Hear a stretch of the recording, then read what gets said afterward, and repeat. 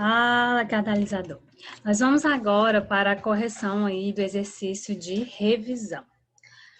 Você viu lá que trabalhava vários assuntos que vocês já viram no decorrer desse ano, nas aulas. Então, era a revisão do capítulo 1, 2, 3, 4 e 5, principalmente sobre matéria, notações químicas, sobre estados físicos da matéria, sobre substâncias simples, compostas, e assim vai indo.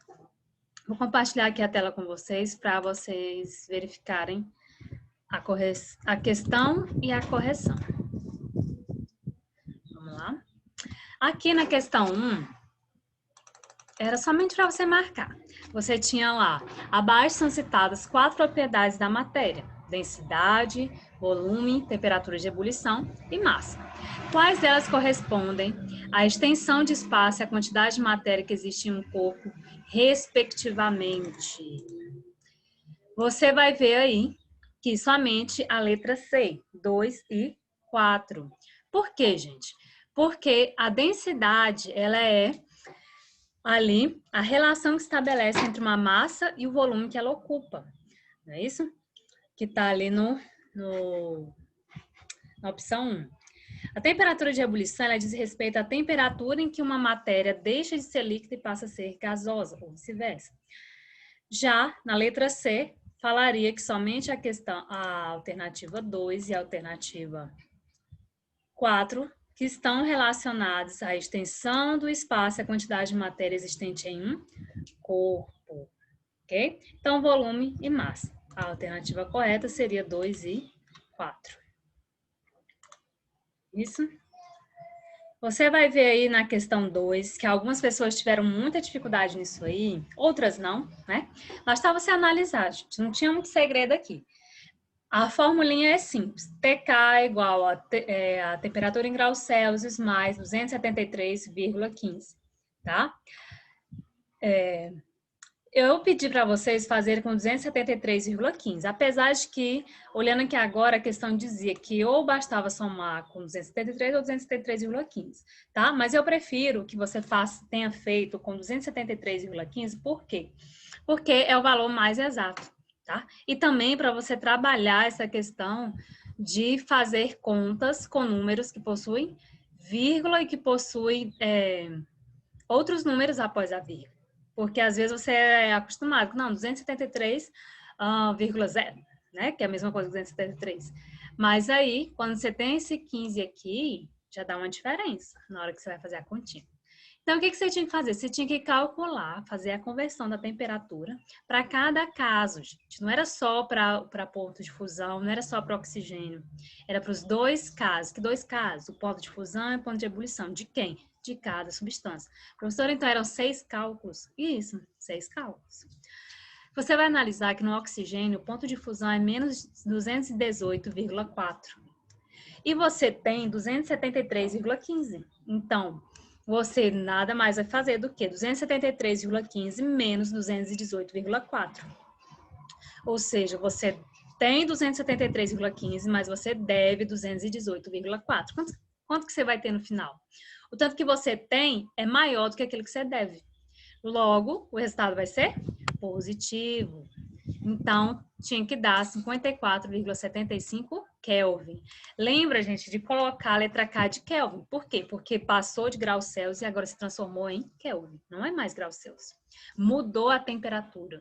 Ou melhor, mudou a escala de temperatura, né, na verdade. Para o ponto de ebulição do oxigênio, você tem menos 183. O que você ia fazer? Eu tenho 273,15 e eu devo 183. Quanto que eu vou ter no final? Um valor positivo. Por quê? Porque a quantidade que eu tenho é maior do que a quantidade que eu devo. Para o fenol. Para o fenol seria facílimo, porque eu tenho 43 e tenho 273,15. Basta somar. O resultado, 316,15. Para o ponto de ebulição, bastava somar. 182 mais 273,15, 455,15. Pentano. Pentano, você teria que fazer duas continhas, sendo que uma seria de menos e a outra seria de mais. Para o ponto de fusão, você tem 273,15 e você deve 130. Quanto que é 273,15 menos 130? Você vai descobrir ali que é 143,15. Para o ponto de ebulição, bastava somar. Eu tenho 273,15 e eu tenho 36,1. Quanto que vai dar no final? 309,25. Na questão 3, você iria classificar, né, as substâncias aí, ou o que estivesse aparecendo, se é mistura ou não, se é elemento ou não, tá? E se era composto, se era simples, se era mistura, se era elemento químico. A água, você vai ver ali que a água é uma substância composta. Por que que a água é uma substância composta? Gente, ela é H2O. Tem mais de um tipo de elemento, substância composta. Então, eu já sei que a minha alternativa tinha que começar com 2. Então, pode ser AD ou pode ser a E. Você vai ver, e elimina já as outras. Gás oxigênio, você vai ver que o gás oxigênio é ali uma substância simples. Por quê? Porque só é O2. Só tem um tipo de elemento. Então, continua sendo a D ou a E. Vinagre. O vinagre, você vai analisar que ele nada mais é do que uma mistura de ácido acético e água, uma solução, né? Então, ele é uma mistura homogênea, né? Então, você vai colocar ali que ele é o 4, continua sendo a D ou E. Agora, daqui para frente vai mudar, né? Vamos analisar aqui agora o sódio. O sódio, você vai ver que ele é um elemento químico. Então, ele seria classificado como número 1. Logo, você já descobre que a alternativa correta seria a letra D, ok? A água do mar é uma mistura e a liga de cobre também é uma mistura. Então, tá aqui as explicações que eu já falei para vocês. Na questão 4, você teria que analisar. Julgue se são verdadeiras ou falsas as afirmações a seguir, analisando o gráfico. Primeiro, o fenômeno que ocorre na região B da curva é a solidificação e há duas fases em equilíbrio. Olha só, na parte B aqui, está perguntando se aqui acontece a solidificação e há duas fases em equilíbrio. Analisa, gente, que a temperatura está caindo.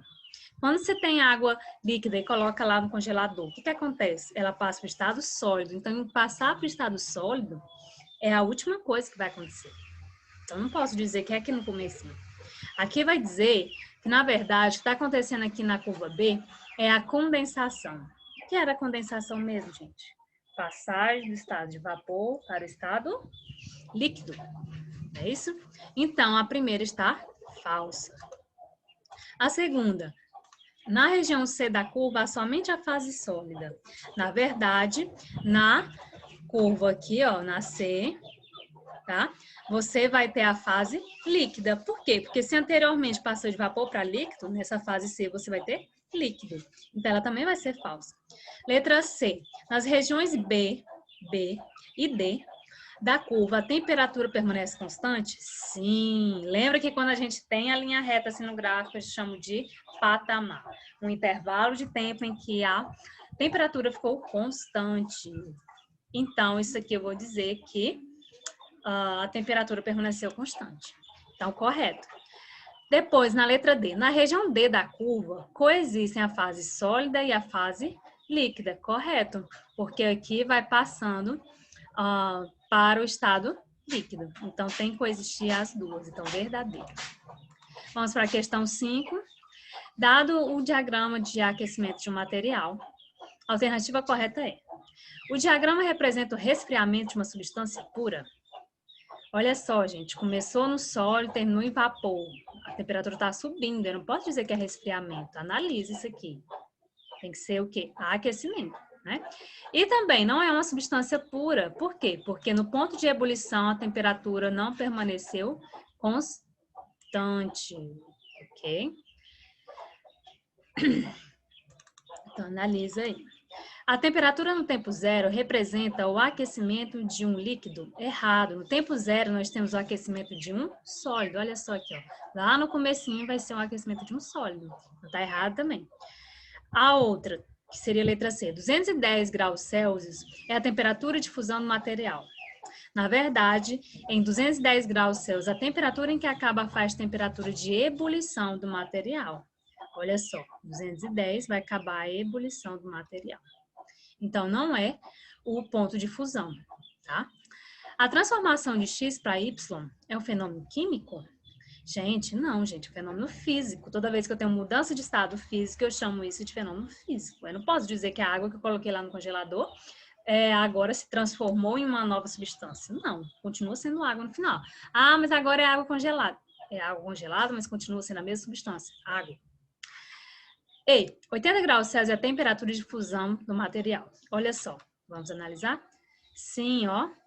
Porque ele estava sólido e ele vai passando para líquido, vai coexistir a fase sólida e líquida aqui. Então, sim, 80 graus Celsius é a temperatura de fusão do material, visto que fica em uma temperatura constante. Então, trata-se de uma mistura eutética,